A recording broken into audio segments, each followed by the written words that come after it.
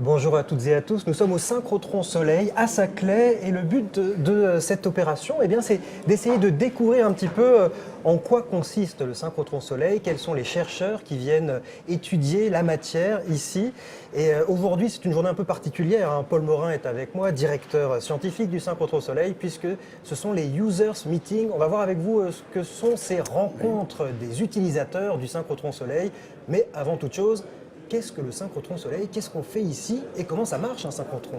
Alors le synchrotron, si vous voulez, c'est un type de rayonnement qui est émis par des particules qu'on accélère. Ce rayonnement a une caractéristique, c'est qu'il a une très très grande gamme d'énergie, donc on va aller de l'infrarouge jusqu'aux rayons X. Et à ce titre, on va pouvoir sonder la matière vraiment un peu sous toutes ses formes, et c'est ça qui a fait le succès des centres de rayonnement synchrotron. Et ensuite, donc ce sont des centres qui ont pour seul objectif de produire des rayons lumineux? alors je dirais que l'objectif, c'est de produire de la science à partir de l'interaction de la lumière avec la matière.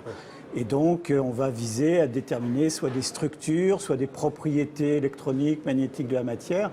Et c'est pour ça que c'est ce qui fait un des intérêts de ces centres, c'est vraiment le caractère pluridisciplinaire, puisqu'on va adresser aussi bien la biologie, la science des surfaces, la science des atomes et des molécules, etc. Donc, c'est extrêmement varié. Quelques mots avant de voir les utilisateurs sur le fonctionnement même de cet instrument gigantesque, hein, qui est le synchrotron Soleil.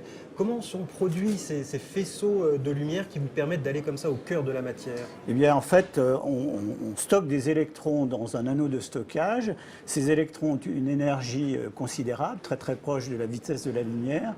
Et donc, chaque fois qu'ils sont déviés, ils émettent de la lumière. C'est un peu comme une antenne, c'est un peu le même principe. Mais le fait qu'ils soient à très grande énergie, donc relativiste, rend les propriétés vraiment particulières du rayonnement émis en particulier sur sa très grande gamme de longueur d'onde. Donc, ce faisceau, une fois qu'il est émis, il va être conditionné dans ce qu'on appelle, nous, les lignes de lumière. Et donc, tout autour de cet anneau de stockage, on va canaliser le faisceau émis dans ces lignes de lumière. Et chaque ligne de lumière, finalement, sera une espèce de laboratoire dédié pour satisfaire des besoins spécifiques. Donc, il y a une très grande variété d'expériences, d'instrumentation que l'on va mettre au bout. Une image que j'avais entendue, vous allez me dire si elle est bonne ou pas, hein, mais donc ce sont des particules que l'on accélère dans cet anneau, ce sont des électrons, hein, oui, si j'ai bien compris. Et à chaque fois qu'ils tournent, qu'ils dévient, ils émettent un petit peu de lumière, de l'énergie.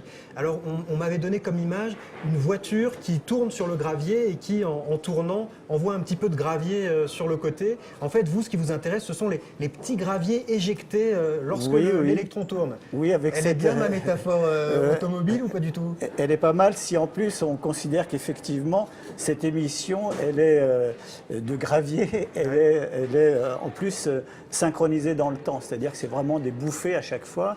Et donc ça nous permet aussi de faire des expériences qui sont, on dit, résolues dans le temps, c'est-à-dire suivre des phénomènes extrêmement rapides dans des échelles de temps extrêmement courtes. Alors aujourd'hui, on va avoir l'occasion de rencontrer plusieurs scientifiques utilisateurs, puisque c'est un petit peu, alors là peut-être que vous allez trouver ça péjoratif, mais le synchrotron Soleil, c'est un petit peu l'auberge. C'est-à-dire que les scientifiques de tous horizons, aussi bien en physique, en biologie, tout domaine confondu, viennent ici quelques jours, quelques heures pour bénéficier de ces faisceaux lumineux.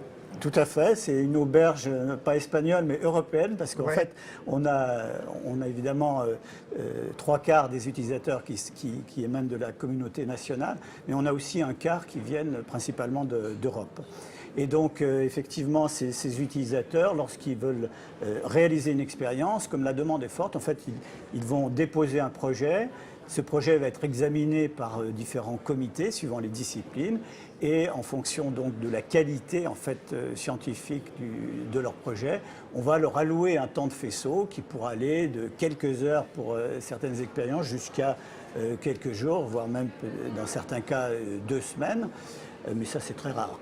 Et donc, en fonction c'est dur, de il y a la queue devant pour, Ah oui, tout à fait. venir utiliser Voilà. les équipements du synchrotron. Tout à fait, et je dirais que c'est un petit peu ça aussi qui fait qui fait la légitimité finalement de l'instrument, c'est de voir qu'il répond à une demande, donc à une certaine attente de la part des utilisateurs. Combien de synchrotrons en France ? Alors en France, donc, le synchrotron national, c'est le synchrotron Soleil, mais il y a également à Grenoble le SRF, qui là a été ouvert en 97, donc il y a déjà beaucoup plus d'histoire, mais qui là est un équipement européen, parce qu'en fait, suivant l'énergie de ces fameux électrons qui émettent le gravier, comme vous dites, eh bien en fait, suivant cette énergie, on a des gammes d'émissions qui sont différentes et donc des applications un peu différentes. Et le SRF qui est à 6 GeV, donc vraiment à plus haute énergie, nécessitait vraiment un financement européen pour arriver à le construire. Et donc aujourd'hui et demain se tiennent les users meetings, c'est-à-dire les rencontres utilisateurs. D'où vient cette idée et en quoi ça consiste? Qui sont les gens qui participent aujourd'hui? Si vous voulez, en fait, le synchrotron, il répond à une demande, c'est-à-dire que on ne construit pas un accélérateur, on émet de la lumière et ensuite on regarde qui va être satisfait avec. C'est quand même plutôt l'inverse. C'est-à-dire qu'il y a une demande et Soleil a répondu en fait à une demande de différentes communautés. Et en quelque sorte, ces users meetings, ces rassemblements des utilisateurs, c'est un peu, je dirais, il y a deux temps. Il y a d'une part un petit peu rendre compte de l'avancement des différents développements en cours, des nouvelles perspectives qui sont offertes à ces communautés. Et inversement, nous qui sommes responsables de ces installations, d'être à l'écoute justement de ces demandes, de ces nouveaux besoins. Donc l'organisation de ces users meetings, ça va vraiment pour essayer de coordonner un petit peu ces demandes et répondre donc, à ces questions. Donc c'est un peu un rôle de boîte à idées, c'est-à-dire que les gens viennent ici dire alors c'est très bien, mais il faudrait un peu plus de ci, j'aurais adoré qu'il y ait tel équipement en plus sur telle ligne, voilà. Ça m'aurait aidé. Tout à fait, le service après-vente en fait, les users ou même anticiper les nouvelles ventes. Oui, non, il y a un côté effectivement de vraiment être à l'écoute des problèmes qui peuvent se poser. C'est effectivement souvent les problèmes qui sont mis en avant. Ouais. Et donc dans ces users meetings, il y a différents temps. Donc il y a un temps qui va être lié un peu de ce que je disais à une présentation des perspectives de l'état de l'art. Donc c'est là plutôt les gens de Soleil qui vont présenter un peu où est-ce qu'on en est. Et puis il y a un temps plus effectivement d'échange entre les différentes communautés. Donc ça, c'est ce qu'on appelle des tables rondes. Donc après les présentations générales, il y a un certain nombre de tables rondes où les différentes communautés se séparent et travaillent entre elles pour voir quelles sont les pistes d'amélioration, les nouveautés, etc. Alors Paul Morin, peut-être donnez-nous un exemple de demande qui peut-être vous a paru il y a quelques années lorsqu'elle a été formulée pour la première fois au Users Meeting, un peu forte, un peu difficile à faire. Et puis finalement, avec le temps, vous avez réalisé ce qui était demandé. C'est-à-dire que c'est arrivé, hein, ça se trouve, et puis c'est jamais arrivé. Non, il y a eu des demandes un petit peu persistantes et qui étaient, je dirais, qui se situaient à différents niveaux. Il y a eu des demandes, par exemple, au niveau de l'utilisation justement de la structure temporelle, parce que, si vous voulez, lorsqu'on veut utiliser cet aspect du temps, ça nécessite de remplir l'anneau d'une manière qui est un petit peu, qui peut nuire à l'intérêt général, en quelque sorte, puisque l'intensité va être réduite.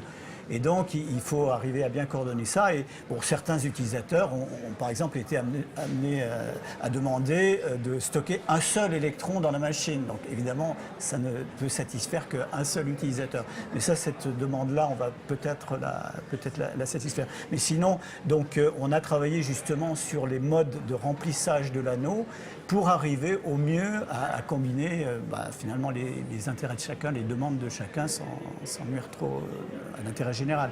Après, il y a des demandes qui sont effectivement des fois plus, pas terre à terre, mais plus, par exemple, on nous a vraiment souvent demandé au début quand est-ce qu'on allait avoir le Wi-Fi répandu dans tout l'anneau.